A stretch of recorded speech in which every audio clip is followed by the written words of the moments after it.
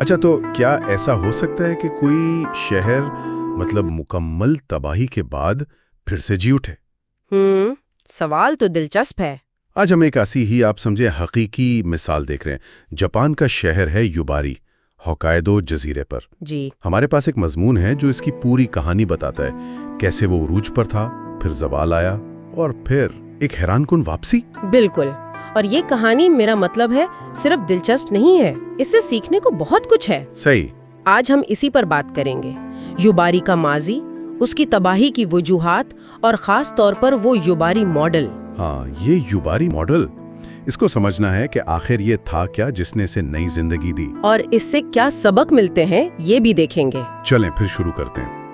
تو 1960s کی دہائی، یوباری ایک بڑا پھلتا پھولتا صنعتی شہر تھا۔ جی ہاں، وہاں جاپان کی بہترین کوئلے کی کانیں تھیں، ہزاروں نوکریاں تھیں، لاکھوں ٹن کوئلہ نکلتا تھا۔ اور آبادی تقریباً 1,20,000 ہے نا؟ جی بالکل، اس وقت تو معاشی سرگرمی عروج پر تھی۔ صرف کوئلہ ہی نہیں تھا شاید۔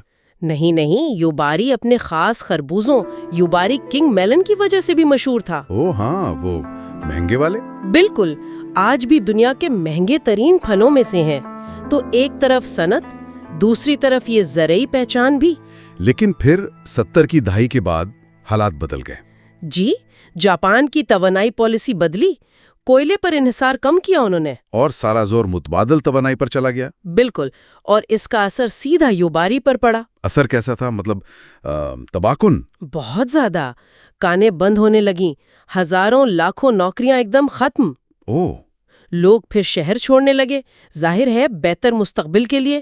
آبادی تیزی سے نیچے آئی، اور بات یہاں تک پہنچ گئی کہ 2007 میں یوباری جاپان کا پہلا شہر بنا جو میونسپل دیوالیہ۔ جی، میونسپل بینکرپٹ، یعنی شہر اپنے خرچے بھی پورے نہیں کر پا رہا تھا، سڑکیں، ملازمین کی تنخواہیں، کچھ بھی نہیں۔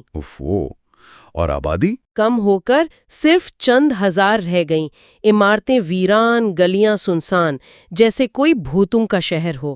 ایک جیتا جاگتا شہر کھنڈر بن گیا۔ واقعی بہت تاریک دور تھا، لیکن اسی مایوسی میں سے آپ کہیں امید کی ایک کرن نکلی۔ اچھا؟ کچھ مقامی لوگوں نے، انتظامیہ نے ہمت نہیں ہاری۔ انہوں نے سوچا اگر شہر مر سکتا ہے تو اسے دوبارہ زندہ کیوں نہیں کیا جا سکتا۔ یہی سے یوباری ماڈل کا ذکر آتا ہے پھر۔ جی بالکل، اسی سوچ سے اس ماڈل کی بنیاد پڑی۔ ہاں، تو یہ یوباری ماڈل جس کا اتنا ذکر ہے، اس میں ایسا کیا خاص تھا؟ کیسے ایک دیوالیہ شہر کو سہارا دیا گیا؟ اس میں سب سے آپ کہیں غیر معمولی بات تھی آکیا ہاؤسز کی پیشکش۔ آکیا ہاؤسز؟ جی، یعنی خالی گھر۔ شہر میں ہزاروں گھر خالی پڑے تھے، لاوارث۔ انہیں نئے آنے والوں کو تقریباً مفت یا صرف 1,000 ین، یعنی کوئی $10 بنتے ہیں۔ کیا صرف $10 میں گھر؟ یہ تو یقین نہیں آتا۔ جی ہاں۔ مقصد کیا تھا؟ صرف آبادی بڑھانی تھی یا کچھ اور کن لوگوں کو بلا رہے تھے؟ نہیں، صرف آبادی بڑھانا مقصد نہیں تھا۔ اصل میں وہ شہر میں نئی توانائی، نیا خون، تنوع لانا چاہتے تھے۔ اچھا۔ انہوں نے خاص طور پر نوجوانوں کو، تخلیقی لوگوں کو اور غیر ملکیوں کو دعوت دی۔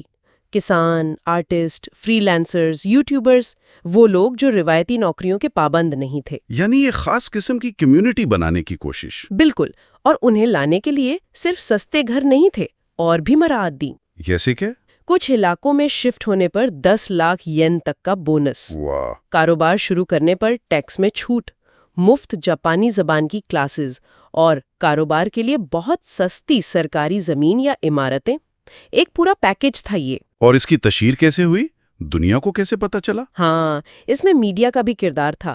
جاپان کا جو سرکاری چینل ہے NHK، ان کی ایک ڈاکیومنٹری تھی ری برتھ آف یوباری۔ اچھا۔ اس سے کافی توجہ ملی دنیا بھر میں، لوگوں کو پتا چلا کہ یوباری میں کچھ الگ ہو رہا ہے۔ تو آج کیا صورتحال ہے یوباری کی؟ کامیاب رہا یہ ماڈل؟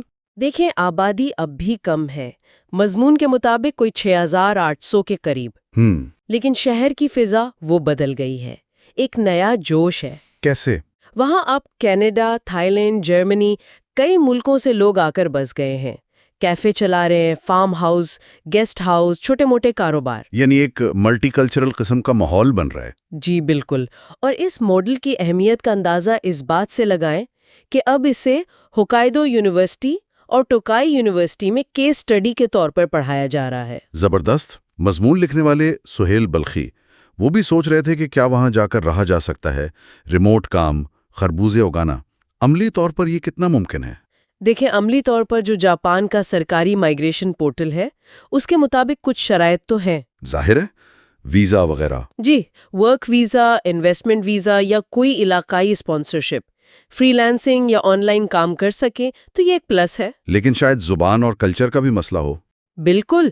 सबसे अहम शायद यही है कि जापानी ज़बान सीखने और वहाँ की सकाफत में घुल मिल जाने का वाकई जज्बा हो।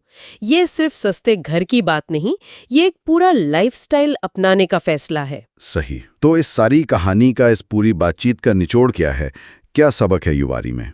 मेरे ख्याल में सबसे बड़ा सबक तो यही है कि मुकम्मल तबाही के दहाने से भी वापसी मुमकिन है। चाहे वो किसी एक इंसान की जिंदगी हो या पूरे शहर की, अगर हिम्मत हो, कोई नया विजन हो और थोड़ा सा तख्लीकी जुनून हो तो नई शुरुआत हो सकती है। युवारी ने यह दिखाया कि मनफी हालात को मुस्बत में बदला जा सकता है। जी बिल्कुल। और मजमून के आखिर में एक सवाल भी था जो सोचने पर मजबूर करता है कि क्या जिंदगी का मकसद सिर्फ गुजारा करना है या कुछ अलग, कुछ बामानी करना है? गहरी बात है। शायद हम सब की जिंदगी में या हमारे आसपास ऐसे युवारी लम्हात आते होंगे, तब्दीली के मौके। बिल्कुल।